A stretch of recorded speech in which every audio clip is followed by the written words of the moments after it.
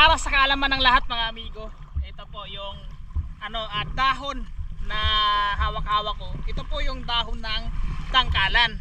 Ito po yung ginagamit namin sa diving mask. Katulad nito yung nabili ko sa TikTok na diving mask na na bago pa. Ayan ho. Ito yung ginagamit namin pang kuskus, pang tanggal ng fog, yung tangkalan mga amigo. Ganito lang po mga amigo. Bali, durugin lang natin tong yung dahon ng dangkalan. Ayan o, durugin lang natin.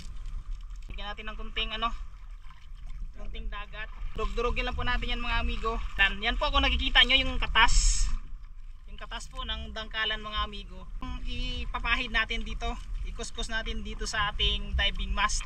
Ayan, pagkatapos natin makuskus mga amigo, pag okay na ang lahat, wala na po yan fog. Para din siyang toothpaste mga amigo na kapag kinuskus natin dito, nakakawala din po siya ng fog.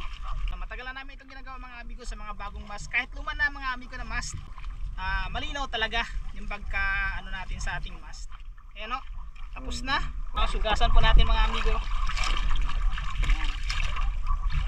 Okay na mga amigo. Wala na pong fog yan mga amigo. Yan po. Ang ganda ng ng mask na ito mga amigo. Kapag binili mo ito mga amigo sa sa TikTok, kasama na po yung ating snorkel saka goggles. Ayan o. Kung gusto niyo pong bumili mga amigo, ilalagay ko po yung link dyan sa ating yellow basket.